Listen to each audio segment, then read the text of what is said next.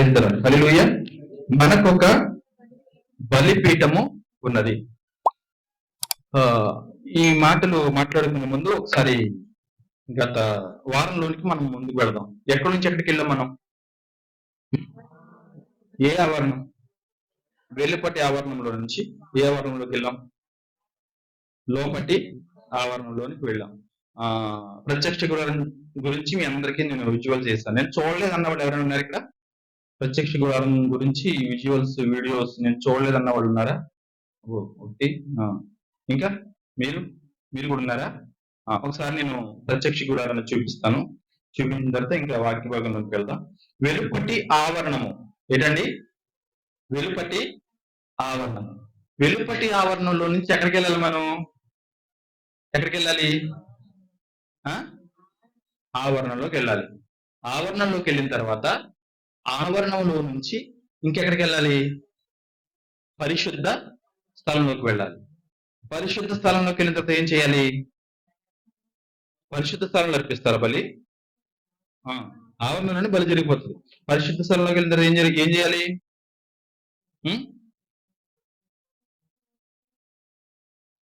అక్కడ ఏమున్నాయి? దీపస్తంభం ఉంది. మరి అవన్నీ చెయ్యాలి కదా. ధూపం అంటే ఏంటి? ప్రార్థన. తర్వాత సన్నిధి రొట్టెల బల్ల అంటే చెప్పలేదు కాబట్టి సర్లే నేను చెప్తాను. దేవునికి స్తోత్రం కలుగునుగా. హల్లెలూయా. ఇది ఒకసారి చూసేయండి.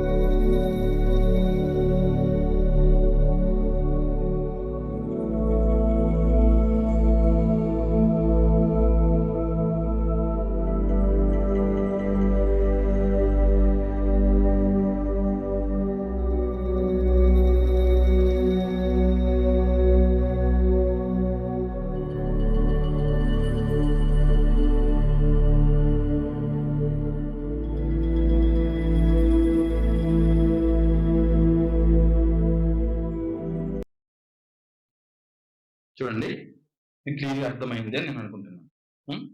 ఇంకొకసారి మళ్ళీ చూపించాలి అంటే కష్టం, నా వల్ల కాదు, టైం చాలా కావాలి కాబట్టి. అందరూ చూసారా? ప్రతి ఒక్కరు చూసారా?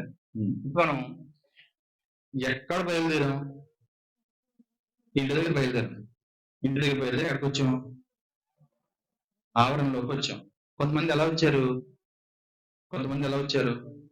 చేతులు ఒప్పుకుంటూ వచ్చారు. వాళ్ళు రావాలి కాబట్టి అనుకుంటూ వచ్చారు. మరి కొంతమంది ఎలా వచ్చారు? బలితో వచ్చారు. దేంతో వచ్చారు? బలితో రావడానికి గల కారణం ఏంటి? నా పాపము క్షమింపబడాలి, నేను పాపము చేసిన వాడను అని తనలో తాను పాపమును గుర్తించిన వాడు బలితో వచ్చాడు.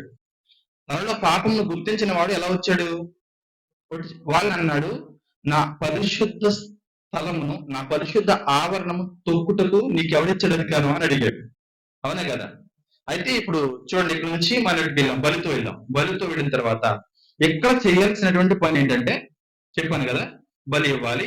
బలి ఇచ్చిన తర్వాత రక్తమును యాజకుడు ప్రోక్షించిన తర్వాత ఆ రక్తాన్ని పట్టుకుని పరిశుద్ధ స్థలంలోకి వెళ్ళిన తర్వాత తెర చుట్టూ ప్రోక్షించిన తర్వాత మళ్ళా బయటికి వచ్చి నీ పాపము క్షమింపబడిందని చెప్పిన తర్వాత వాళ్ళు నేను నా పాపమును బట్టి నేను నా పశువును బలినిచ్చాను అని చెప్పి ఇంటికి వెళ్ళిపోతారు. దేవునికి స్తోత్రం కలుగుగా. ఇప్పుడు ఈ జరిగినటువంటి ఈ ప్రాసెస్ అంతట్లో బలి తేవడానికి వచ్చిన వాడు ఎక్కడి వరకు వచ్చి వెళ్ళిపోయడానికి? వెలుపటి ఆవరణము వరకు వచ్చి వెళ్ళిపోయాడు. ఇంటి లోపలికి వెళ్ళడానికి అధికారం లేదు. ఎవరికి రావాలి అధికారం? ఎవరికి ఉండాలి అధికారం? యాజకుడికి మాత్రమే ఉండాలి అధికారం. ఇప్పుడు యాజకుడికి మాత్రమే అధికారం ఉండాలంటే కుదురుద్దా? ప్రభువా, నేను బలి తీసుకొచ్చాను, నీ మందిరంలోకి నేను కూడా రావాలి, పరిశుద్ధ స్థలంలోనికి నేను కూడా అడుగు పెట్టాలనే ఆశ యాజకుడికి మాత్రమే ఉందా? మిగతా వారికి లేదా? చాలా మంది గోత్రికులకు ఉంది. ఆ ఆశ కోసమే చాలా మంది చచ్చిపోయారు కూడా కొంతమంది కదా. అలాంటప్పుడు ఏం చేయాలి? లేవి గోత్రంలో పుట్టాలి. ఎందులో పుట్టాలి? లేవి గోత్రంలో పుట్టాలి. లేవి గోత్రంలో పుట్ట సరిపోతుందా? అది మళ్ళా పెద్ద కొడుకుగా పుట్టాలి, మరి చిన్న కొడుక్కి లేదు. ఇదంతా ప్రాసెస్. ఈ ప్రాసెస్ లో ఇప్పుడు నా ఆశ ఏంటంటే, ఇప్పుడు మన ఆశ ఏంటంటే, ప్రభువు అయిన యేసు క్రీస్తు ఆయన రక్తమును చిందించకపోతే మనం ఎక్కడి నుంచి వెనక్కి వెళ్ళిపోవాల్సిందే, అక్కడి నుంచి వెళ్ళడానికి లేదు. కాబట్టి ఆయన రక్తము ద్వారా ఆయన మనలను ఏం చేశాడు? డైరెక్ట్ ఎంట్రీ ఎక్కడికి ఇచ్చాడు? పరిశుద్ధ స్థలం. పరిశుద్ధ స్థలంలో ఏమున్నది? ఆయన సన్నిధి ఉన్నది. ఏమున్నది? ఆయన సన్నిధి. ఆయన సన్నిధిని అనుభవించడానికి ఆవరణంలో ఉంటే కుదరదు. ఎక్కడికి వెళ్ళాలి మనం? పరిశుద్ధ స్థలంలోకి మనం వెళ్ళాలి. కాబట్టి ఆయన రక్తము వలన మనకి డైరెక్ట్ ఎంట్రీ లోపలికి ఇచ్చేసాడు. అయితే మనం ఆలోచించాల్సినటువంటి ఒక విషయం ఏంటంటే, బలిపీఠము మొదట ఎందుకు ఉంచబడింది? మొదట బలిపీఠం చాలా పవిత్రమైంది కదా, చాలా పరిశుద్ధమైంది కదా. అది మొదటను మాత్రమే ఎందుకు ఉంచబడింది? పరిశుద్ధ స్థలంలో పెట్టొచ్చు కదా, అతి పరిశుద్ధ స్థలంలో పెట్టొచ్చు కదా. ఇలా కొన్ని ఆలోచనలు మనకు వస్తాయి. అయితే మొదట మనకు వెళ్ళగానే కనబడేది బలిపీఠం మాత్రమే. బలిపీఠము దగ్గర జరిగిన ప్రాసెస్ ని బట్టే నెక్స్ట్ స్టెప్ మనకు ఉంటుంది ముందుకెళ్ళడానికి. అవునా? బలిపీఠం దగ్గర జరిగిన ప్రాసెస్ ని బట్టే నెక్స్ట్ స్టెప్ మనం ముందుకు వెళ్ళడానికి ఉంటుంది. అయితే నేను చెప్తున్నటువంటి మాట ఏంటంటే, మీరు జాగ్రత్తగా గమనించండి. బలిపీఠము దగ్గరకు వెళ్ళడానికి మన దగ్గర బలి ఉండాలి. బలి లేకపోతే వెళ్ళడానికి అవుతుందా? చాలా మంది పశువులు ఉన్నాయండి, గొర్రెలు ఉన్నాయి, మేకలు ఉన్నాయి. వాళ్ళందరూ పట్టుకొచ్చి వారి పాపం నోటి బలి ఇచ్చారు. నేను పేదవాడిని, నాకేమి లేవు, నాకు అసలు ఇవ్వడానికి కూడి పిల్ల కూడా లేదు నాకు. మరి నేను ఏం చేయాలి? అలాంటప్పుడు అప్పు తెచ్చుకుంటే ఊరుకుంటాడా? ఎవడని ఇస్తాడా? ఎవడు కదా, వాడు ఎలాంటి ఇస్తాడో నాకేం తెలుసు. కాబట్టి అసలు బలిపీఠం ఎందుకు అనంటే, మొదట పరిశుద్ధ స్థలంలోనికి నువ్వు ప్రవేశించడానికి, బలిని అర్పించడానికి బలిపీఠము. రెండవది మరణ కాలమందు బలిపీఠమును ఆశ్రయించడానికి. ఇప్పుడు బలిపీఠమును ఆశ్రయించడానికి అదోనియా అనేటటువంటి ఒక వ్యక్తి ఉన్నాడు. మీకు తెలుసా? మీకు అదోనియా ఇతను మనకి మొదటి రాజుల గ్రంథంలో కనబడతాడు. అతను మొదటి రాజుల గ్రంథంలో 1-2 అధ్యాయులు కనబడతాడు. ఎవరు కొడుకు అంటే దావీదు గారి కొడుకు స్వయంగా. ఎవరు కొడుకు అండి? దావీదు గారి కొడుకు. అబ్షలోము తర్వాత పుట్టినవాడు అదోనియా. అబ్షలోము కంటే, దావీదు కంటే, సొలొమోను కంటే అందమైన వాడు ఎవరండి?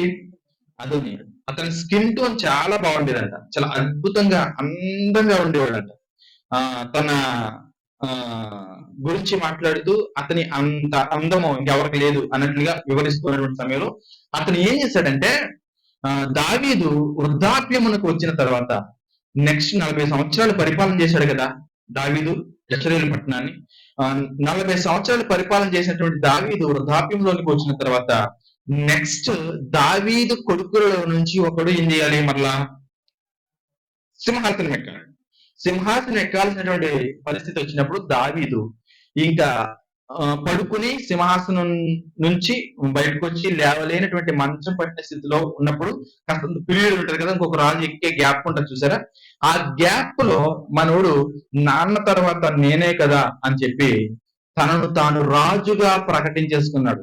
ఈస్ట్ ను తన తండ్రి సింహాసనం అయితే ఎలా తిరిగి వచ్చి ఈస్ట్ కి పక్కన ఉన్నటువంటి ఒక మూల ఒక సింహాసనాన్ని కట్టించి పశువులను వధించి ఏమండి పార్టీ చేసుకుని నేనే రాజును అని ప్రకటించుకున్నాడు. అతను ఎలా ప్రకటించుకున్నాడు అనంటే మొదటి రాజుల గ్రంథము 1వ అధ్యాయము 5వ వచనంలో మనకు కనబడుతుంది చూడండి. అదోనియా ఏం చేసిన వాడే? గర్వించిన వాడే. ఏం చేసిన వాడే? గర్వించిన వాడే నేనే రాజు నగుదును అనుకుని రథములను, చాలు దేవునికి స్తోత్రం కలుగును గాక, నేనే రాజు నగుదును అనుకుని ఏం చేశాడు? రథములను అన్ని తీసుకున్నాడు. తనలో తాను ఏం చేశాడు? గర్వించాడు. దేనికోసం? సింహాసనం కోసం. పోనీ ఎవరైనా ఇస్తానన్నారా? లేదు. వాళ్ళు అనేసుకున్నాడంట. అనేసుకుని బాబు నెక్స్ట్ మా నాన్న మంచం పట్టాడు వెళ్ళిపోతున్నాడు కాబట్టి నెక్స్ట్ నేనే రాజుని అని చెప్పేసరికి ఆల్రెడీ అనౌన్స్మెంట్ బయటకు వెళ్ళిపోయింది.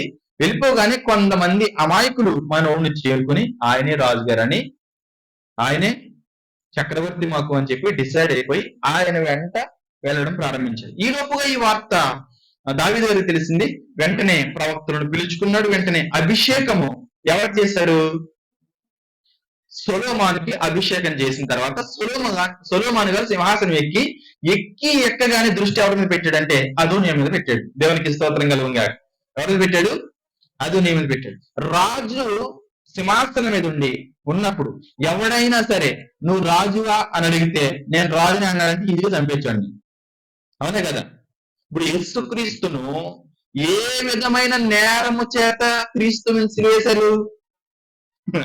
నేరాలలో అది ఒక నేరముగా కనబడింది. ఈ వెంటనే మన సింహాసనం ఎక్కిన తర్వాత ఇక్కడ ఉన్నటువంటి బ్యాచంద్రు, అదోనియా దగ్గర ఉన్నటువంటి బ్యాచంద్రు నువ్వు డూప్లికేట్ అంట, ఆయన ఒరిజినల్ అంట అని చెప్పి బయలుదేరి వచ్చేసారు. వచ్చేగానే మనోడికి చెమటలు పట్టేసి ఇంకా నెక్స్ట్ స్టెప్ ఏంటంటే సొలొమోను వెంటనే ఖడ్గం తీసుకుని బయలుదేరి ఏం చేయాలి? ఇప్పుడు అదోనియా చంపారు. ఈ వార్త విన్నటువంటి అదోనియా తెలివిగా చేసినటువంటి ఒక పని ఏంటో తెలుసా? తన పితరులు పాటించినటువంటి పారంపర్య ఆచారం ఉంటాయి చూసారా, అందులో ఒక దానిని జ్ఞాపకం చేసుకుని ఎవరిని ఆశ్రయించాడు? పరుగున వెళ్ళిపోయి బలిపీఠపు కొమ్మును పట్టుకుని ఉండిపోయాడు. దేవునికి స్తోత్రం కలుగును గాక. దేని పట్టుకుని ఉండిపోయాడు? బలిపీఠపు కొమ్మును పట్టుకుని. ఇప్పుడు రాజు ఏం చేస్తాడు? ధర్మశాస్త్రం ప్రకారం కావచ్చు, లేకపోతే ఆ దేశపు రూల్స్ లో ఒక రూల్ కావచ్చు, ఏంటంటే ఎవడైనా తప్పు చేసినటువంటి వాడు, కాస్తంత అవిధేయతగా ప్రవర్తించినటువంటి వాడు వెళ్ళి బలిపీఠమును ఆశ్రయిస్తే వాళ్ళని చంపకూడదు. హ్యాండ్స్ ఆఫ్ అంటారు చూసారా, ఆ టైప్ అన్నమాట. అక్కడికి వెళ్ళి బలిపీఠాన్ని పట్టుకుని బలిపీఠాన్ని ఆశ్రయించాడు. అతని గురించి మనం తర్వాత మాట్లాడుకుందాం. అయితే బలిపీఠం ఎన్ని విధాలుగా ఉపయోగపడుతుంది? మొట్టమొదట అంటే మొదటిది అర్పణ ఇవ్వడానికి బలిపీఠం ఉపయోగపడుతుంది.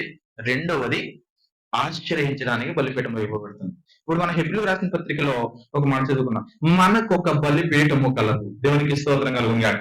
ఈ బలిపీఠం ఎవరు? ప్రభువైన యేసుక్రీస్తు ప్రభువుల వారు. మనకు ఒక బలిపీఠం ఉన్నది.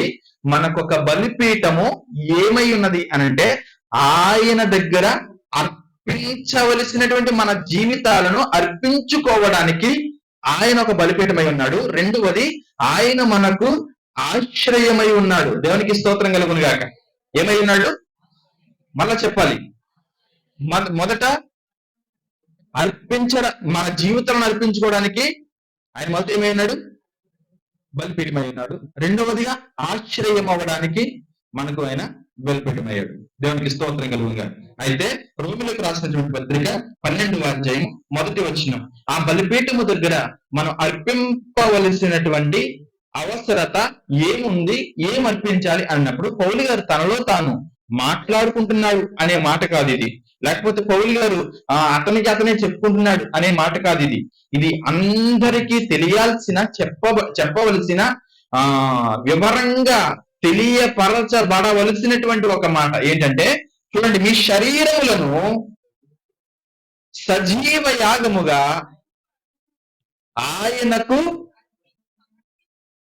సమర్పించుకోవాలని పెట్టావు తల్లి.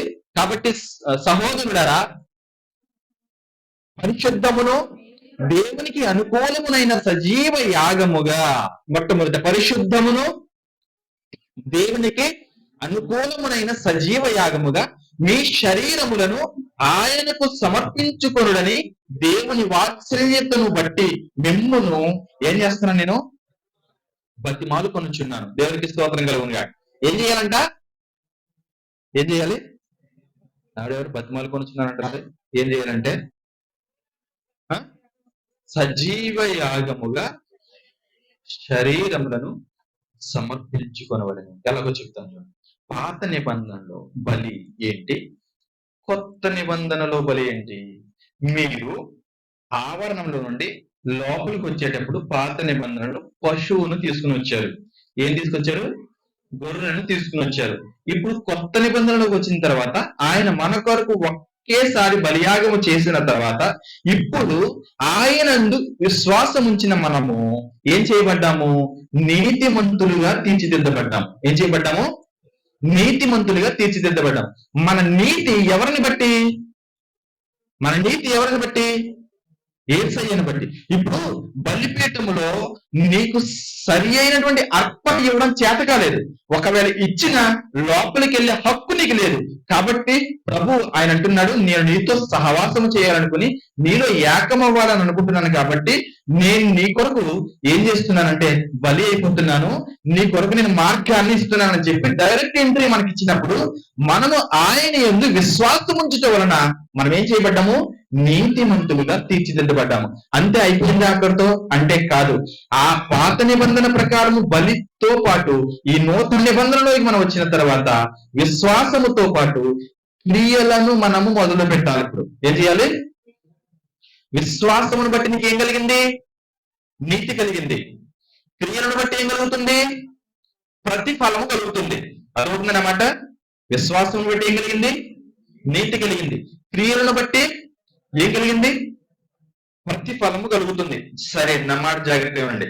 పాత నిబంధనలో బలి అంటే ఏంటి అంటే పడుకుని ఏం కదా.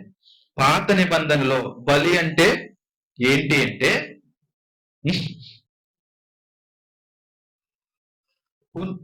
పడుకున్నారులే అంత ఎక్స్ప్రెషన్ ఎందుకు అని. దేవునికి స్తోత్రం కలుగును గాక. పాత నిబంధనలో బలి అంటే ఏంటంటే పాపమును బట్టి చంపటం. ఏంటండి? పాపమును బట్టి చంపడం. కొత్త నిబంధనలో బలి అంటే ఏంటి తెలుసా? కొత్త నిబంధనలో బలి అంటే పాపమును బట్టి క్రీస్తు దగ్గరికి వచ్చి క్రీస్తు కొరకు బ్రతకటం. అది చంపటం, ఇది బ్రతకటం. అది చంపటం, ఇది బ్రతకడం. నువ్వు పాపివా? పాత నిబంధనలో పశువును చంపాలి, పాపము క్షమించకూడదు. ఇప్పుడు నువ్వు పాపివా? క్రీస్తు కొరకు బ్రతుకు, నీ పాపము క్షమించబడదు. దేవునికి స్తోత్రం కలుగుతుంది. అర్థమవుతుంది అని అనుకుంటున్నాను. పాత నిబంధనలో నన్ను మైక్ సరిగ్గా పెట్టినకు పాత నిబంధనలో జరిగినటువంటి విషయం మీకు ఎత్తిపట్టి చెప్తూ ఉన్నా. పాత నిబంధనలో చంపడం వలన బలి పూర్తయితే, పాత నిబంధనలో చంపడం వలన బలి పూర్తయితే, చంపడం వలన బలి ప్రారంభమైతే, కొత్త నిబంధనలో క్రీస్తు కొరకు బ్రతకటం వలన జీవితం ప్రారంభమై ముగింపబడింది. దేవుడికి స్తోత్రం కలుగుతుంది. డ్రై అయిపోయింది మొత్తం వయసు నాకు ఏదో అలా వినపడుతుంది. దేవునికి స్తోత్రం కలుగుతుంది. ఏం చెప్పాను? పాత నిబంధన చంపడం. ఎవరిని చంపేశారు పాత నిబంధనలు? చంపడం వలన బలి పూర్తి అయితే కొత్త నిబంధనలో క్రీస్తు కొరకు బ్రతకడం వలన బలి మొదలైంది, ముగింపబడింది. దేవునికి స్తోత్రం కలుగునుగా. ఇప్పుడు పాత నిబంధన బలి ప్రకారముగా అసలు క్రమాన్ని వదిలిపెట్టకూడదు కదా. మనం క్రమాన్ని వదిలిపెట్టొచ్చారు చెప్పండి. క్రమాన్ని వదిలిపెడతామా మనం? క్రమాన్ని వదిలిపెట్టే ఎలాగా? అసలు ఒక క్రమం ఉండాలి కదా బలి ఇచ్చుటలో. మనం చేయాల్సిందంటే ఏంటి అని ఆలోచన చేసినప్పుడు పాత నిబంధన బలి ప్రకారము ఒక పశువును తీసుకుని వెళ్ళి బలిపీఠం మీద పెట్టి వధించి దాని కాళ్ళను, పొట్ట లోపల భాగాలను, కొవ్వును, తలను ప్రతి దాన్ని బలిపీఠం మీద పెట్టి అగ్నితో ఏం చేయాలి? కాల్ చేయాలి. దేవునికి స్తోత్రం కలుగుగా. అగ్నితో కాల్ చేయాలి. మరి మీరందరూ అప్పుడేమో పాత నిబంధనలో పశువులు పట్టుకొచ్చారు. మరి పోయిన వారం మీరు ఇక్కడికి ఏం పట్టుకొచ్చారు? బలి ఇవ్వడానికి ఏం పట్టుకొచ్చారు? నిజమే. హలో, ఏమైంది? ఏం పట్టుకొచ్చారు? ఏం పట్టుకొచ్చారా? మాట్లాడరేంటి? విరిగి హృదయం తెచ్చావో లేదో కానీ తిరిగలిగిందో లేదో మాత్రం అది నీకే తెలియాలి. అంటే కంప్లీట్ గా మీరు ఏం చెప్పేశారంటే దావీదు గారు ఏం తెచ్చారో అని చెప్పారు. నాకు మీరేం తెచ్చారు చెప్పండి. నాకు మీరేం తెచ్చారు? మాట్లాడలేదు మీరు. ఎందుకు వచ్చింది గొడవ నలుగురిలో? అసలు ఏ పర్పస్ మీద వచ్చారో తెలుసా మీకు? ఇక్కడికి తెలియకపోతే ఎలాగా? మీరందరూ ఇక్కడికి వచ్చారు కదండి, లోపలికి వచ్చారు కదా. లోపల నుంచి మీరు ఎక్కడికి వెళ్ళాలి? మీ మీ మీ ఎండింగ్, జర్నీ ఎండింగ్ ఏంటి? వెళ్ళాలి కదా. వెళ్ళాలి అంటే నువ్వు దీన్ని దాటుకుని వెళ్ళిపోతావా? బలిపీఠం స్కిప్ చేసి వెళ్ళిపోతావా? బలిపీఠం తర్వాత ఏముంది? దాన్ని కూడా స్కిప్ చేసి వెళ్ళిపోతావా? మరి అదేంటండి, ఏసుకి డైరెక్ట్ ఎంట్రీ ఇస్తారు కదా నాకు. ఏసుకి డైరెక్ట్ గా ఎంట్రీ ఇచ్చారు కదా నాకు. ఎంట్రీ ఇచ్చేసారు కానీ విశ్వాసమును బట్టి నీకు ఎంట్రీ కలిగింది. కానీ మరి క్రియలు వద్దా? ఏమన్నాలి? క్రియలు వద్దా? ఆ క్రియలను బట్టి పాత నిబంధన వాళ్ళందరూ పాపాన్ని బట్టి ఏం తీసుకొచ్చారు? పశువుని తీసుకొచ్చారు. ఇప్పుడు కొత్త నిబంధన ప్రకారం దేవుడు అడిగింది ఏంటి? నిన్ను ఏమడిగాడు? పట్టుకొచ్చావా? పట్టుకొచ్చావా అని మాట్లాడండి అమ్మా. మాట్లాడలేదు. పట్టుకొచ్చారా లేదా చెప్పండి. పట్టుకొచ్చారు. పట్టుకొచ్చినటువంటి మీరందరూ బలిచ్చారు అనేది ఈరోజు తేల్చేద్దాం. మొత్తం ఎవరు బలిచ్చారో లేదు చూద్దాం. మొదట పాత నిబంధనలో అసలు బలి ఎలా ప్రారంభం చూద్దాం. మొదటి చూద్దాం చూడండి. లేవికాండము 3:16 వచ్చింది.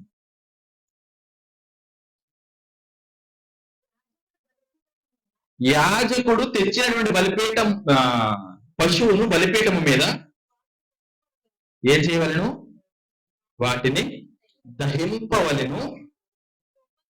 కొవ్వంతయు యెహోవాది. ఎవరిదండి? కొవ్వంతయు యెహోవా. తర్వాత అది సువాసన గల హోమ రూపమైన ఆహారం. ఇంకా మీరు క్రొవ్వినైనను కాదు, మీరు క్రొవ్వునైనను రక్తమునైనను తినకూడదు. దేవునికి స్తోత్రం కలుగునుగా. అంటే కొవ్వు దేవుడికి ఇష్టం అని చెప్పట్లేదు, నేను తింటానని చెప్పట్లేదు ఆయన. అర్థమవుతుందా? అర్పించవలసినది ఏంటి?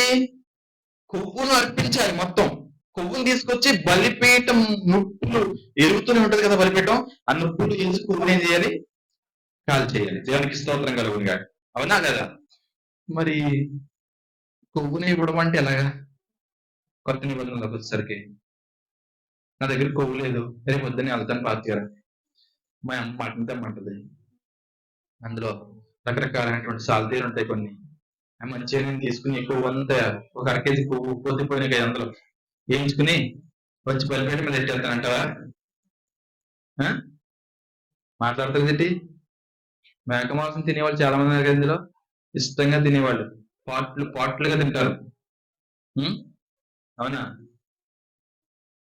మాట్లాడట్లేదు. నేను అందరూ వెజిటేరియన్, నాన్ వెజ్ మేమందరం అసలు అలా జంతువులు సేమ్ అన్నట్టు చూస్తున్నారు నాయకులు. దేవునికి స్తోత్రం కలుగును గాక.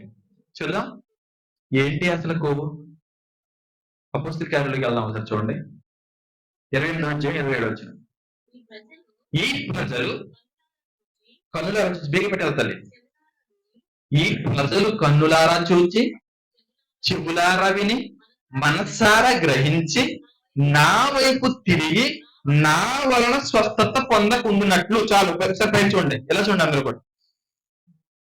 మొట్టమొదట కన్నులారా చూడాలి, తర్వాత చెవులారా వినాలి, తర్వాత మనసారా గ్రహించాలి. ఇదేంటో తెలుసా? ప్రాసెస్ ఇది. మొదట చూడాలి, తర్వాత వినాలి, తర్వాత గ్రహించాలి, ఆ తర్వాత ఆయన వైపు తిరగాలి, ఆ తర్వాత ఆయన వలన ఏం కలుగుతుంది? నీకు స్వస్థత కలగాలంటే ఒక ప్రాసెస్ ఉంది ఇక్కడ. మొదట ఏం చేయాలి? కన్నులారా చూడాలి, తర్వాత చెవులారా, తర్వాత మనసారా గ్రహించాలి, తర్వాత ఆయన వైపు తిరగాలి. ఈ 4 ఉన్నప్పుడే నీకు స్వస్థత కలుగుతుంది. అయితే ఈ స్వస్థత కలగకుండునట్లు వారి హృదయము కృంగి ఉన్నది, వారు చెవులతో మందముగా విని కన్నులు మూసుకునేనారు అని పరిశుద్ధాత్మ యెషయా ప్రవక్త ద్వారా మీ పితరులతో చెప్పిన మాట. సరే, దేవునికి స్తోత్రం కలుగును గాక. ఏం కోవింది?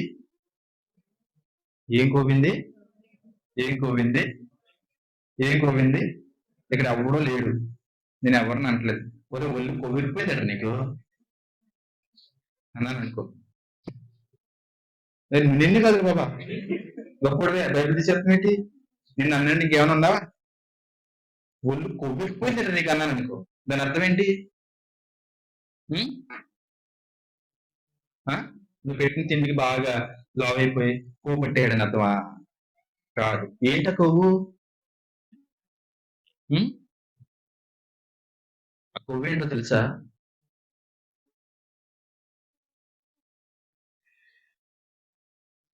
మాట్లాడలేదు. ఆ కొవ్వు ఏంటో తెలుసా? నువ్వు సరిగా చూడట్లేదంట. ఆయన మందిరం వైపే చూడట్లేదంట ప్రజలు. రెండోది, ఆయన మాట చేస్తే వినట్లేదంట. మూడోది, అసలు మనసుకి ఎక్కించు అది ముందు అసలు కళ్ళలోకి వెళ్ళలేదు. ఒకవేళ పొరపాటున ఎవరైనా వినిపించాడు అనుకో, దాని మనసుకు తెచ్చుకోవట్లేదంట. ఇన్ని చేసిన ఒరే నాయనా నా వైపు తిరగండ్రా, నా వైపు తిరగండ్రా అని వీధులంతా సువార్త చేస్తుంటే ఎవడైనా వింటున్నాడు మాట? సువార్త దాకా బయట దాకా ఎందుకులే, మనం చూద్దాం ముందు. మన గిన్నె మనం కట్టుకుందాం, పక్కడి గిన్నె కోసం ఏముంది కానీ. వింటున్నావా? చూస్తున్నావా? రెండు, ఆయన వైపు తిరిగావా? ఆయన మాట విన్నావా? ఇలా జరగకుండునట్లు నీకేం పట్టేసిందో తెలుసా? కొవ్వట్టేసింది. ఏం పట్టేసింది? నేను గనక ఎవరినైనా ఒళ్ళు కొవ్వెట్టేసింది అంటారు నీకు అన్నాను అనుకో, ఉంటాడాడు? మీరు అనుకుంటున్నారు దేవుడు ఇంత పద్ధతిగా రాశాడు అని అనుకుంటున్నారేమో. వాళ్ళు ఏమని తిడుతున్నాడు తెలుసా? నీ ఒళ్ళు కొవ్వు పట్టేసింది నీకని తిడుతున్నాడు. ఆయన అంటున్నాడా లేదా? తిడుతున్నాడా లేదా? అలా మీరు ఎవరైనా తిట్టించుకుంటారా? తిట్టించుకోరు. ఎందుకంటే మరి కొవ్వు ఉంది కదా. నేను తిట్టకూడదు కూడా, నాకు అధికారం ఉన్నాను, నేను తిట్టకూడదు. ఎందుకంటే ఒక పాస్టర్ గారు నాకు ఒక మాట చెప్పాడు, గుండెలకు హత్తుకుపోయింది నాకు మొత్తం. ఎన్నో బాధలతో, కష్టాలతో, శ్రమలతో, ఇరుకులతో, ఇబ్బందులతో మందిరానికి వచ్చి ఆ కాసేపు సమాధానంగా ఉండాలని వస్తారండి. అక్కడికి వచ్చిన తర్వాత కూడా మనం కూడా తిడతా ఉంటుంటే వాళ్ళు ఎక్కడికి వెళ్ళి చెప్పుకుంటారు పాపం అన్నాడు. ఆ మాటతో గుండె సూక్ష్మైపోయింది. అప్పటి నుంచి ఎవరి మీద అవ్వటం మానేశాను, తిట్టడం మానేశాను. దేవునికి స్తోత్రం కలుగునుగా. అయినప్పటికీ లోపల ఉన్నవాడు అప్పుడప్పుడు బయటికి రావచ్చింది. కాబట్టి అందుకొరకైనా నన్ను నేను జాగ్రత్త పరుచుకుని మీకు తెలియపరుచున్నది ఏమనగా, ఆ గుండు చూడండి, కొంచెం ఆపండి, మాట్లాడుకో. దేవునికి స్తోత్రం కలుగును గాక. ఇప్పుడు ఏమంటాడు? ప్రజలు కనులారా చూసి చెవులారా విని మనసారా గ్రహించి నా వైపు తిరిగి నా వలన స్వస్థత పొందుకున్నట్లు వారి హృదయము కొవ్వి ఉన్నది. ఇప్పుడు ఈ కొవ్వు నట్టుకెళ్ళి ఎక్కడ కాల్చాలి? ఎవరా బలిపీఠం? మాట్లాడండి అమ్మా. ఇంత స్పష్టంగా చెప్పిన తర్వాత మీ నోట్లోంచి మాట్లాడలేదంటే కొవ్వు మీకు ఎక్కడ పట్టేసిందంటే గొంతులో పట్టేసింది అనమాట. అది నోట్లో పట్టేసింది అనమాట. నోరు తెరవలేకపోతున్నారు అనమాట. ఇప్పుడు చెప్పండి ఏం చేయాలి? మనకు పట్టిన కొవ్వుని ఏం చేయాలి? మీరు మాట్లాడరా? మన కొవ్వుని ఏం చేయాలి? బలిపీఠం మీద కాల్చాలి. ఎవరా బలిపీఠం? యేసయ్య అను బలిపీఠము దగ్గర మన కొవ్వుని కాల్చాలి. కొవ్వు అంటే ఏంటి తెలుసా? వినవో, గ్రహించవో, చూడవో, ఒకవేళ చూసినా మనసుకు, విన్నా మనసుకు ఎక్కించుకో. మాట వినవడం. మీ తల్లిదండ్రులు అందరూ ప్రతి ఒక్కరు ఏదో రూపంలో వీడికి బాగా కొవ్వొట్టేసింది, దీనికి బాగా కొవ్వొట్టేసింది అని కోపంలో తిడుతున్నారు. దాని అర్థం ఏంటి అంటే ప్రియమైన దేవుని బిడ్డలారా, వారి మాట వినకపోవటం. దేవునికి స్తోత్రం కలుగునుగా. ఏం చేయకపోవటం? మాట విన గర్వముతో నిండిపోయినటువంటి పరిస్థితులు. దేవునికి స్తోత్రం కలుగునుగా. వదిలేసేయండి. గర్వంతో నిండిపోయినటువంటి పరిస్థితులు. ఈరోజు మన దేవుడు మనకు చెప్తున్నటువంటి ప్రాముఖ్యమైనటువంటి విషయం, నువ్వు గనక నా మాట వినకపోతే ఏం చేస్తాను? స్వస్థత నీకు నేను ఇవ్వను. దేవునికి స్తోత్రం కలుగునుగా. ఏమివ్వను? నా మాట వినకపోతే స్వస్థత నీకు ఇవ్వను. ఇప్పుడు బలిపీఠం మీద పాత నిబంధనలో పశువు యొక్క కొవ్వును అర్పించారు. ఎక్కడ ఏ కొవ్వును అర్పించావు?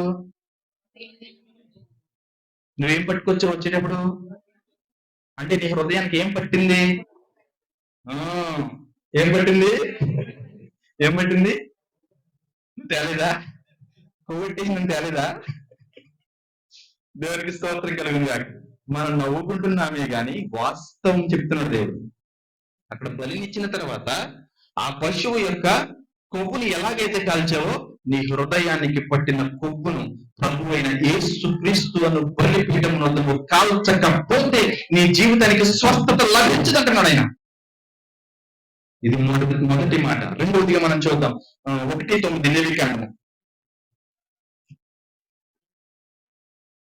త్వరగా పెట్టాలి తల్లి.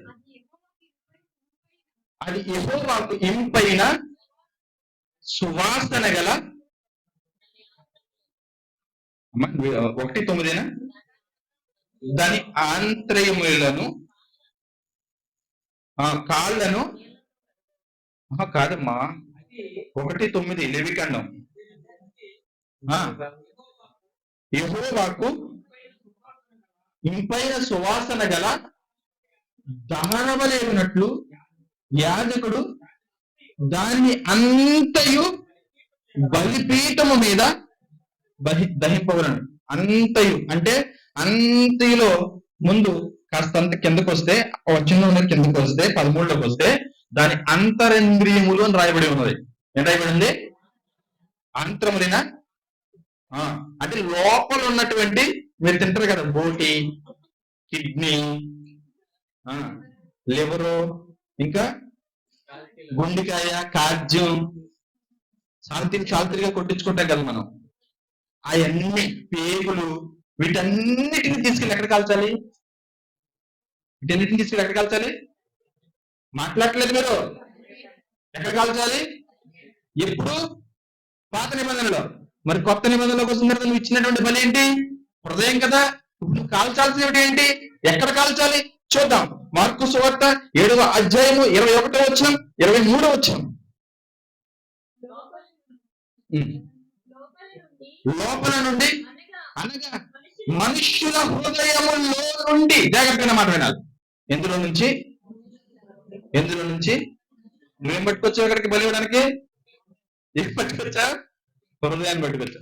దురాలోచనలను, జారత్వములను, దొంగతనములను, నెక్స్ట్ నరహత్యలను, వ్యభిచారములను, లోభములను, చెడుతనములను, కృత్రిమములు అంటే కృత్రిమం అంటే డూప్లికేట్ అని అర్థం. కృత్రిమములను, కామ వికారములు, మత్సరములు, దేవ దూషణయు, అహంభావములు, అవివేకములు వచ్చును. ఎక్కడి నుంచి వచ్చి నువ్వేం పట్టుకొచ్చావు? ఎక్కడికి? హృదయం పట్టుకొచ్చావా? ఏం బలివ్వాలి? హృదయాన్ని కదా బలివ్వాలి. హృదయమును బలిచ్చే నువ్వు పాత నిబంధనలు క్రమం ఏంటి? లోపల ఉన్న ప్రతి అవయవమును తీసుకెళ్లి బలిపీఠం మీద కాల్ చేయాలి. ఇప్పుడు నీ హృదయములో కొన్ని ఉన్నాయి, హృదయములో నుండి వచ్చే కొన్ని ఉన్నాయి, వాటిని పట్టుకెళ్ళి బలిపీఠము దగ్గర బలి చేసేయాలి. ఎలాగా?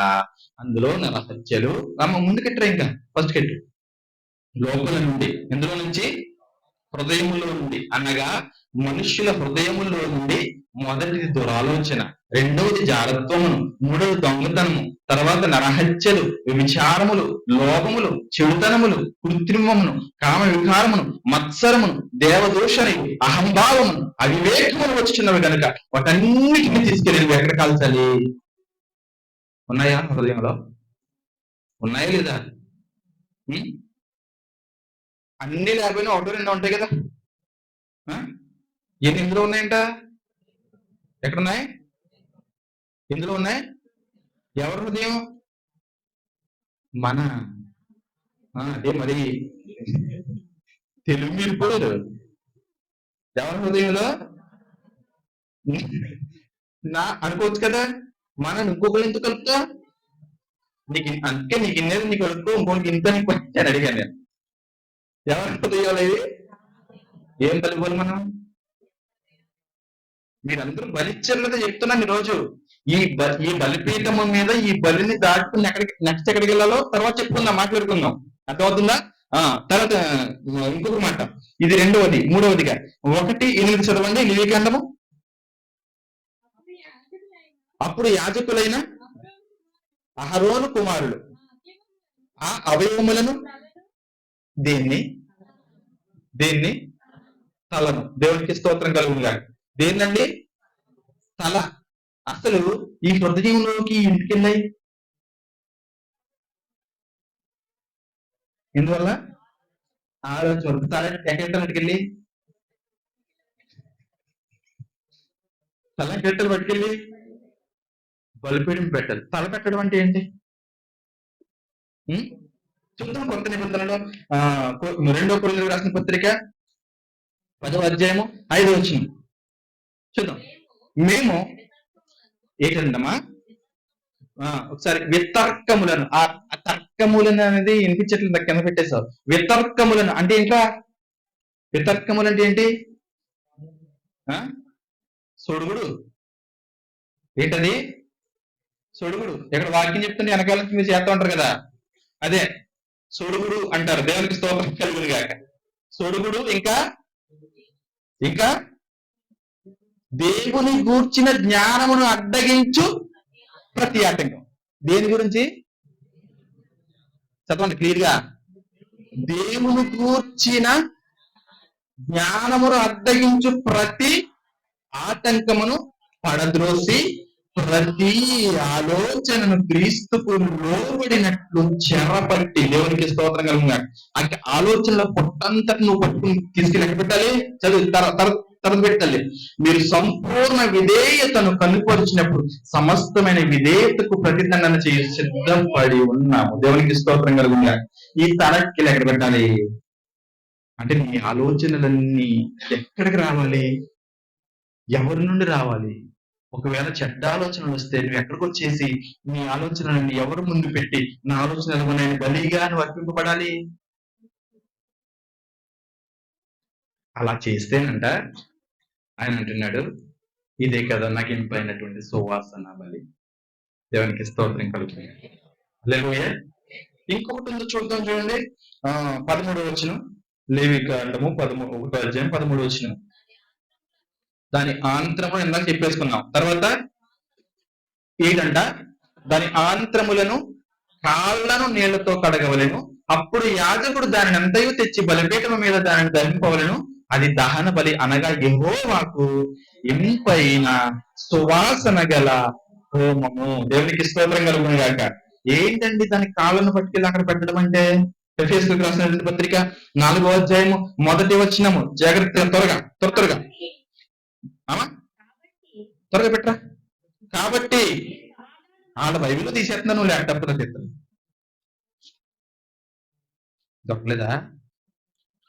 కాబట్టి మీరు సమాధానమును బంధము చేత ఆత్మ కలిగించు ఐక్యమును కాపాడుకుని ఎందు శ్రద్ధ కలిగిన వారై. జాగ్రత్త మాట. అందులో మీకు మీకు నచ్చిన పదం ఉంది చూడండి. ఏంటది? ఇదంటే పడతాం నాకు క్రైస్తవుడుగా దరిద్రం. కాబట్టి మీకు ఏంటి ఇదైతే కనపడింది, ఇది కనపడలేదా? ఇది నాకు కూడా కనపడలేదు చూడండి. రెండు పదాలు ఉన్నాయి. ఒకటేంటి, రెండేంటి, మొదటేంటి, రెండేంటి మీకు ఉన్నాయా? ఉన్నాయా? ఎంతో ఒకటి ఉన్నాయి కానీ కావాలన్నాయి మాత్రం లేదు.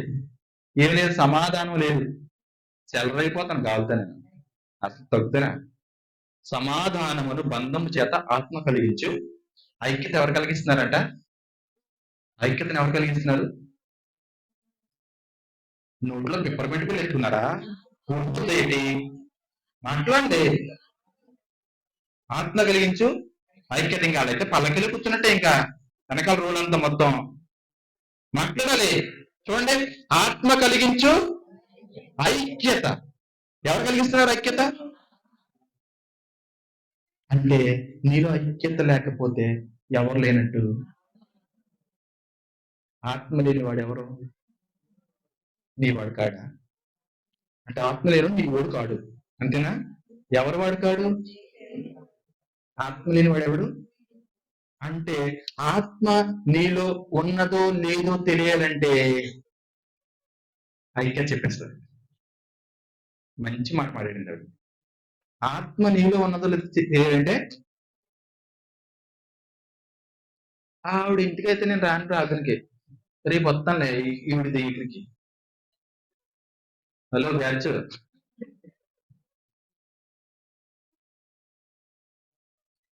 వాళ్ళ ఇంటికైతే రాదంట, వీళ్ళ ఇంటికైతే ప్రార్థనకు వస్తుందంట.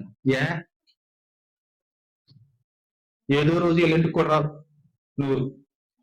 అక్కడ సమాధానం లేనిది నీకు ఎక్కడ ఎందుకు వస్తుంది సమాధానం? ఏదో అవసరం ఉంది కాబట్టి. దేవుడు అంటున్నాడు, బాబు ఐక్యతగా ఉండరా, సహోదరుడు ఐక్యత కలిగి నివసించుట ఎంత మేలు, ఎంత మరో. అది ఆహారము గడ్డము మీదుగా కారిన. ఎంత అద్భుతమైనటువంటి మాట అది. పరిమళ తైలం సువాసనగా ఉందంట. దేవునికి స్తోత్రం కలుగుతుంది. అంటే ఏం కావాలి నీకు? ఆత్మీయ జీవితంలో ఏం కావాలి? ఐక్యత కావాలి. ఈ మధ్యకాలంలో ఐక్యతను పాడు చేసే కొన్ని పరిస్థితులు ఏర్పడ్డాయి. ఈ సంఘంలోనే కాదు, అన్ని సంఘాల్లో ఏర్పడ్డాయి ఐక్యతను పాడు చేయటం. నేను అంటాను చూడండి, సంఘాన్ని దేవుడు కట్టుకుంటూ వస్తున్నాడు, ఐక్యతతో కడుతూ ఉన్నాడు. నెంబర్ 2, ఈ సంఘాన్ని సాతానుడు పాడు చేయడానికి ఐక్యతను పాడు చేస్తూ ఉన్నాడు. ఏం చేస్తున్నాడు? ఐక్యతను పాడు చేస్తున్నాడు. నేను అంటాను, ఒకరి మీద ఎక్కువ ప్రేమ, ఇంకొకరి మీద తక్కువ ప్రేమ నీకు ఎందుకు ఉంది అంటే నువ్వు అవసరం అవకాశవాది నువ్వు. ఎవరు నువ్వు? అవకాశవాది నువ్వు. ఒకరి మీద ఎక్కువ ప్రేమ, ఇంకొకరి మీద తక్కువ ప్రేమ ఉందంటే ఎవరు? అవకాశవాది. అవకాశవాదివి కాకపోతే ఎవరు అవసరం నీకు లేదనుకుని దేవుని బంధము చేత నువ్వు కట్టబెడితే అందరితో సమానంగా ఉంటావు. దేవునికి స్తోత్రం కలుగును గాక. అవును కదా? మాట్లాడలేదు మీరు. ఈ వాక్యం మనకు సంబంధించింది కాదు, ఇవాళ ఇదంతా దరిద్రం మందే అని లేచిపోయేలా ఉన్నారు మీరు కాసేపు ఉంటాయి. అవునా కదా? కాదు కదా? దేవునికి స్తోత్రం కలుగును గాక. తర్వాత చూద్దాం. కాపాడుకునేందుకు శ్రద్ధ కలిగిన వారే కాబట్టి మీరు సమాధానమును బంధము చేత ఆత్మ కలిగించు ఐక్యమును కాపాడుకునేందుకు శ్రద్ధ కలిగిన వారే ప్రేమతో ఒకరినొకడు సహించుచు. ఏం చేయాలి? సహించాలి. అది ఎక్కడ వచ్చిందిలే మనకి. కాబట్టి ఎదురా త్వరగా, మీరు పిలువబడిన పిలుపునకు తగినట్లుగా దీర్ఘ శాంతముతో కూడిన సంపూర్ణ వినయముతోను సాత్వికముతోను. ఇది మన పాయింట్. ఏం చేయాలి? ఇది నడవడానికి ఏం కావాలి?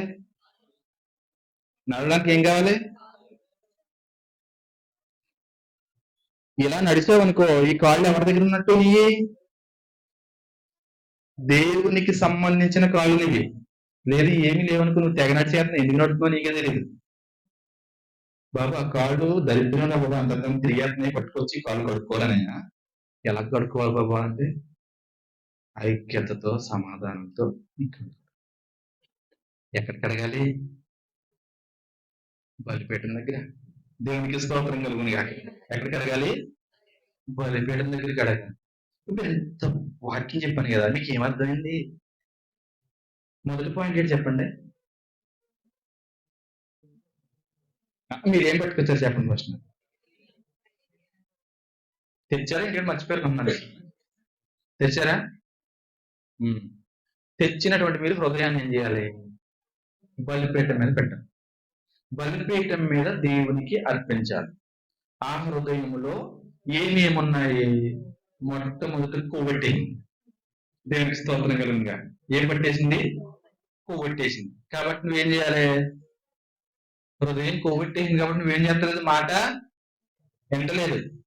చూసి చూడనట్టు వెళ్ళిపోతున్నావు నువ్వు. వాళ్ళ ప్రజలు చెప్తేనే చెప్పాలి, లేదంటే చెప్పకూడదు. నాకంటే చిన్నోడు కదా అమ్మాయి, నీకు కొంచెం నీది పెద్ద హృదయం కదా, పెద్ద కొవ్వు ఉంటుంది. అది చిన్న హృదయం కదా, చిన్న కొవ్వు ఉంటుంది. అందుకని పెద్ద కొవ్వు ఉన్నవాడు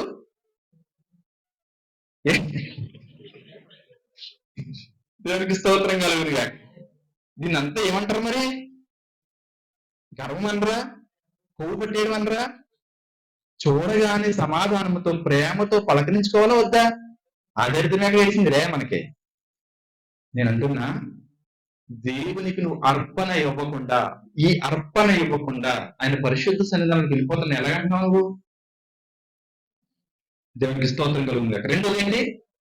రెండోది అవయవములు. అవయవములన్నీ ఆ పశువుల లోపలుంటే మనం చేయాల్సినటువంటి అవయవాలన్నీ, కొన్ని పనులన్నీ ఈ హృదయంలో దాచిపడ్డాయంట. అవి ఏం చేస్తుందో తెలుసా? కొవ్వు బలిపీఠం మీద పెడుతుంటే కరుగుతుంది అనమాట, నొప్పును ఆర్పేస్తుంది. బలిపీఠపు మంటను ఆర్పేది ఏంటి చెప్పండి? మంటను ఆర్పేది ఏంటి చెప్పండి?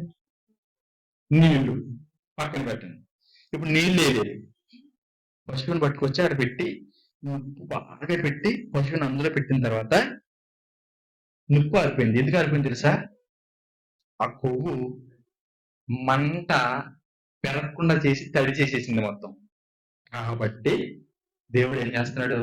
ఇంకా నిన్ను ఏం చేస్తున్నాడు? మంట పెట్టేస్తున్నాడు దేవుడు. ఏం చేస్తున్నాడు? ఎక్కువ కొవ్వు ఉంటే ఎక్కువ మంట. హలో,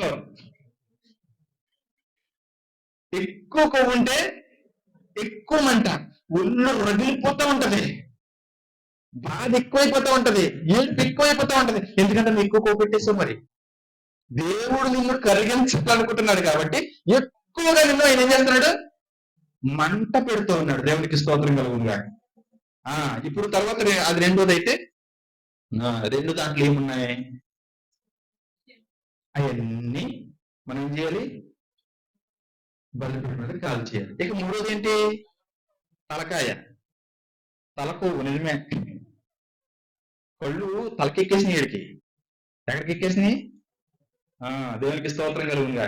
అది పట్టుకు చేరబెట్టాలి బలిపీఠం దగ్గర. నాలుగోది కాళ్ళు కడుక్కోవడం అంటే ఏంటి?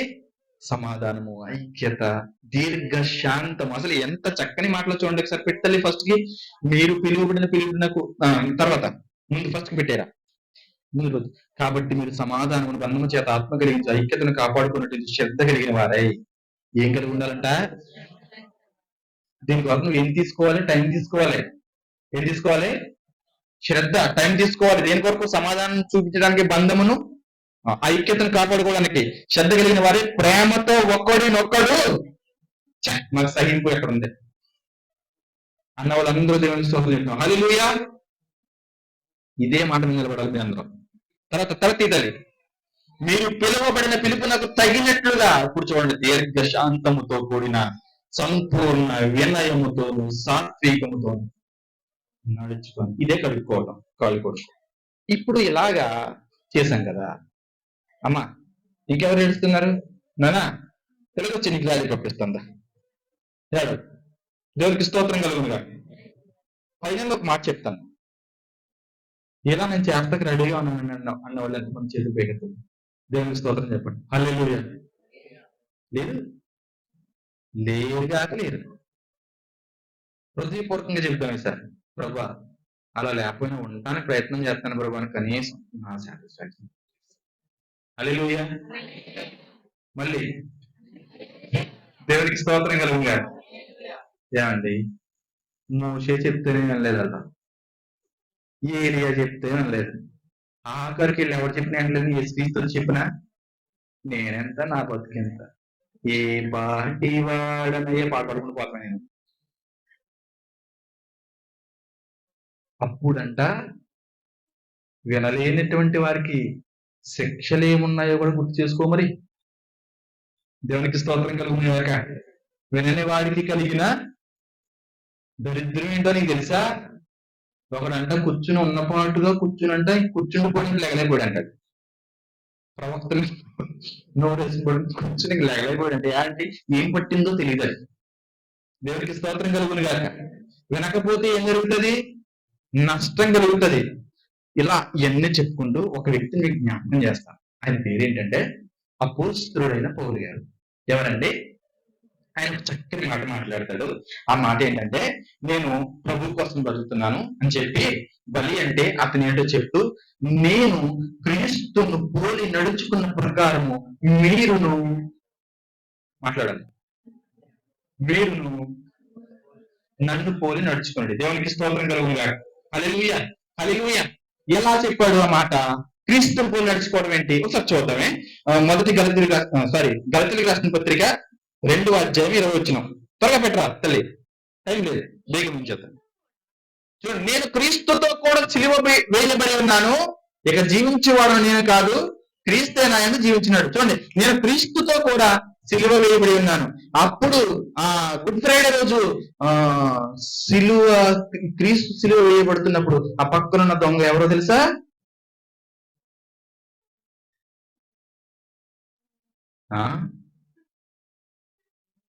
నేను క్రీస్తుతో కూడా సిలువ వేయబడి ఉన్నానంటే ఆ దొంగ పౌలు గారేనేమో కాదు. దేవునికి స్తోత్రం కలుగునుగా. నేను క్రీస్తుతో కూడా సిలువ వేయబడి ఉన్నాను అంటే అర్థం ఏంటి? అసలు క్రీస్తును పోలి నడుచుకోవటం అంటే ఏంటి? అంటే క్రీస్తులాగా సిలువ వేయబడటం. దేవునికి స్తోత్రం కలుగునుగా. హల్లెలూయా, హల్లెలూయా. బలి అంటే క్రీస్తును పోలి నడుచుకోవటం. బలి అంటే ఏంటండి? క్రీస్తును పోలి నడుచు. నేను క్రీస్తును పోలి నడుచుకున్న ప్రకారం మీరు నన్ను పోలి. ఎంత గట్స్ ఉండాలో చెప్పడానికి, ఎంత ధైర్యం ఉండాలో మాటలు చెప్పడానికి. పౌలు గారు చెప్తూ ఉన్నాడు, అయ్యా మీరు సిలువ వేయబడ్డాను అంటున్నారు కదా, సిలువ వేయబడి క్రీస్తు కొరకు బ్రతకాలని అంటున్నారు కదా, మీరు సంపాదించుకున్నది ఏంటి బాబు అని అడిగితే ఆయన చెప్తున్నాడు ఏంటి తెలుసా? చాలా మంచి మంచి గిఫ్ట్లు చెప్తాడు. ఆయన అంటాడు, నేను కొరడాలతో కొట్టబడ్డాను అన్నాడు మొదటి గిఫ్ట్. ఏంటది?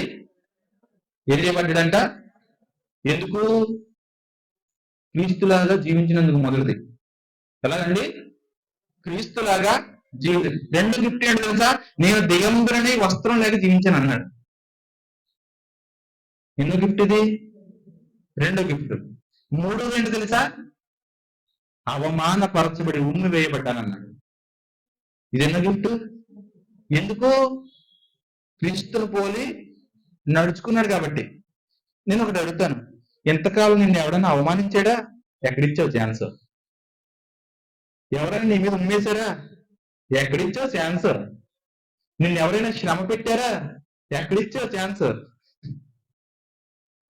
ఆడు 3 చెప్తే నువ్వు ఆడు విసిరేస్తుంటే నీ సాటిస్ఫాక్షన్ అంతా నువ్వు విసిరేయలోనే ఉంటే, అయ్యా నేను క్రీస్తును పోలి నడుచుకున్నాను అని చెప్పావు కదా, అది ఏంటి? ఆ పోలిక ఏంటి అని అడిగితే క్రీస్తు వల్ల నేను శ్రమ పడ్డాను అన్నాడు. దేవునికి స్తోత్రం కలుగునుగాక. అంతేకాదంట, ఇంకేం చేసామంటే నేను ఖైదీగా జీవించాను. ఎక్కడ జీవించాడంట? సువార్త నిమిత్తమై. ఎక్కడ జీవించాడైనా? జైల్లో ఎవరినైనా ఎందుకు పెడతారు? మంచి మాటలు చెప్పిన పెడతారా? ఇప్పుడు జరుగుతుంది అదే మరి. జైల్లో పెట్టింది ఎవరిని? ఎందుకు? మరి బాబు, రక్షణ పొందండి, విశ్వాసం విషయమై మారు మనసు పొందండి. ప్రభు అయినటువంటి యేసుక్రీస్తు మన పాపముల కొరకు ఆయన శిలువలో మరణించి మనకు నిత్య జీవం ఇచ్చాడు. ఆయన రండి, ఆయన వద్దకు, ఆయన బలిపీఠమైనాడు, ఆయన బలిపశువైనాడు, ఆయన నిత్య జీవములకు మార్గమై ఉన్నాడు, రండి అని అంటే వీడు ధర్మశాస్త్రములకు వ్యతిరేకంగా పోయేసిన తీసుకునేసేటట్లు ఇస్తారండి. ఇక్కడుండి చక్కగా ఒక మాట మాట్లాడుతుంది తెలుసా? సంతోషించుడి, ఎల్లప్పుడూ సంతోషించడం పిలిపిగా రాస్తున్నాడు జైల్లో ఉండి. చెప్పులు ఒకసారి వ్యక్తిగా ఏమని రాస్తున్నాడు? ఎక్కడుండి ఆయన ఏమనాలి? పిలుపుతారు, నీకే ముందు ఇంకా నాకేస్తా అనాలి. అవునా కదా? అనాలి వద్దా? జైల్లో ఉండి సంతోషించుడి, ఎల్లప్పుడూ సంతోషించండి, ఎల్లప్పుడూ ఆనందించుడి.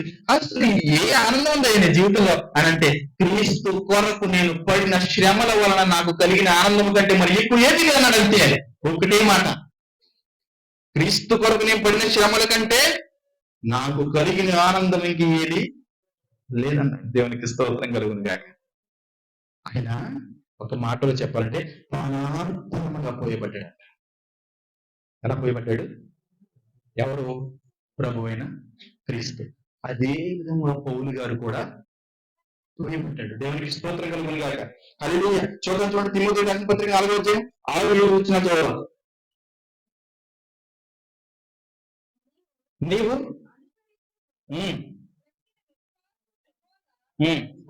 అదేనా చదువుతున్నారు?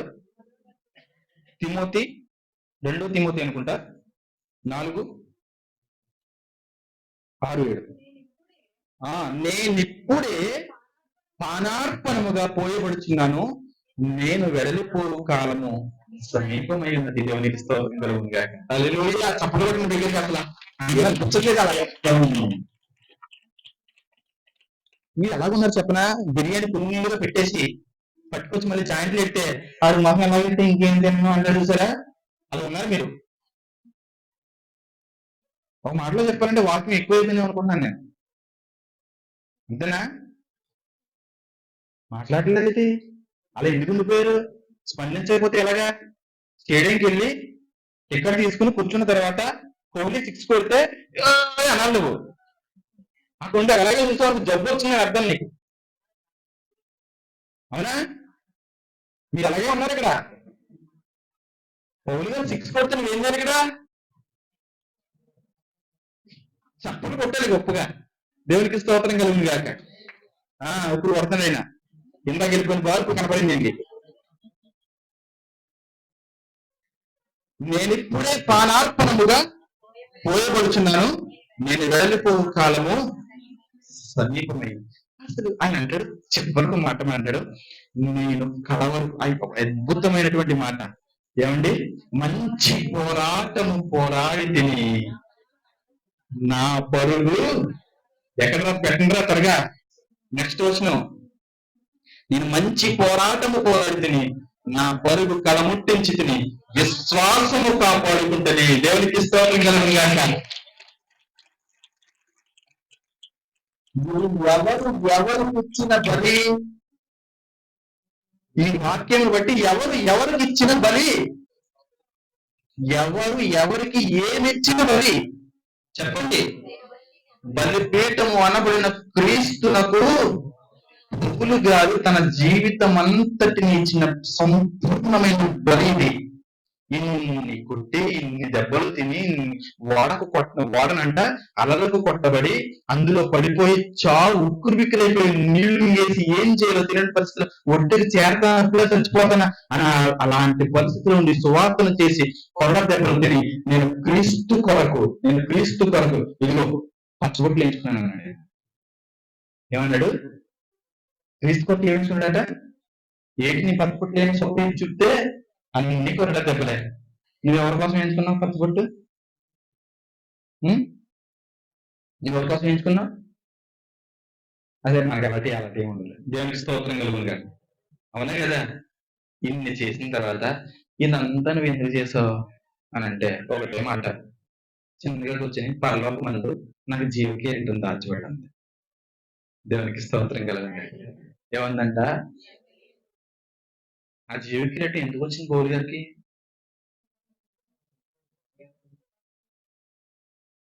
పానార్పణముగా పోయబడ్డాడు క్రీస్తులో. నేను మాట్లాడుతాను, క్రీస్తు కొరకు నువ్వు పోయబడింది ఏంటి? నువ్వు ఇచ్చింది ఏంటి? నీ హృదయ ఆలోచనలు ఇచ్చావా దేవునికి? నీ హృదయంలో నుండి గర్వాన్ని వదిలిపెట్టావా దేవుని కొరకు? నీ సమయాన్ని వదిలిపెట్టావా దేవుని కొరకు? నీకు సంబంధించిన ఏ పరిస్థితిని దేవుని కొరకు ఇచ్చావు? ఏ విషయంలో పానార్పణంగా నువ్వు పోయబడ్డావు? ఈరోజు ఈ వాక్యం నీ మెత్తుకెక్కుతుంది కానీ నీ హృదయంలోకి వెళ్ళట్లేదు. కారణం తెలుసా?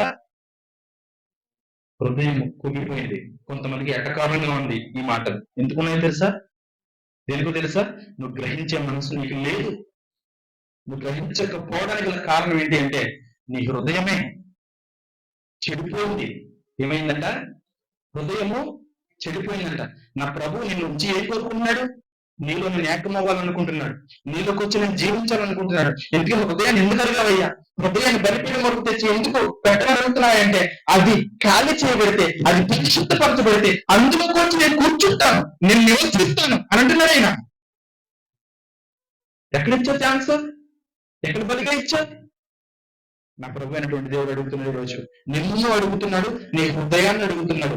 ఈ హృదయంలో మనం చూసుకున్నట్లయితే ఒకసారి ఎత్తుకెళ్ళి ఇందక్కడిది ఇక్కడ చూడండి, ఇక్కడ చూడండి. ఈ బలిపీఠం నుంచి బలి అర్పింపబడిన తర్వాత నువ్వు ఇందులోకి వెళ్ళడానికి మధ్యలో ఏముంది? గంగాళం ఉన్నది. గంగాళం వరకు వెళ్లకుండానే జరిగిన ప్రాసెస్ ఏంటి? ఇప్పుడు మనం చెప్పుకున్నదంతా ఇక బలి ఒక ఎత్తు అయితే, బలి తర్వాత నువ్వు శుభ్రపరచబడటం ఇంకొక ఎత్తు. అసలు బలే సంపూర్ణంగా లేదు కదా, బలే పవిత్రంగా లేదు కదా, బలే చక్కగా లేదు కదా. ఇక శుభ్రతలోనికి ఎలాగెళ్తాం? పరిశీలన చేసుకుందాం అన్నా ఒకసారి. ప్రభువా, నా జీవితం ఇది, నేను నీ కొరకు పానార్పణగా పోయాలనుకుంటున్నా. పౌలు గారి జీవితాన్ని నా ముందు పుట్టావు. ఆయన ఎన్ని శ్రమలను అనుభవించాడు, ఎన్ని కష్టాలు అనుభవించాడు. ఖాళీ నడకతో ప్రయాణం చేశాడు దేవుని కొరకు. తన జీవితం అంతటిని అర్పించాడు. కారణం ఏంటంటే భూమి మీద తాత్కాలికమైనటువంటి వాటి కొరకు ఆయన లక్ష్య పెట్టలేదంట. పరలోక సంబంధమైన వాటి కొరకు ఆయన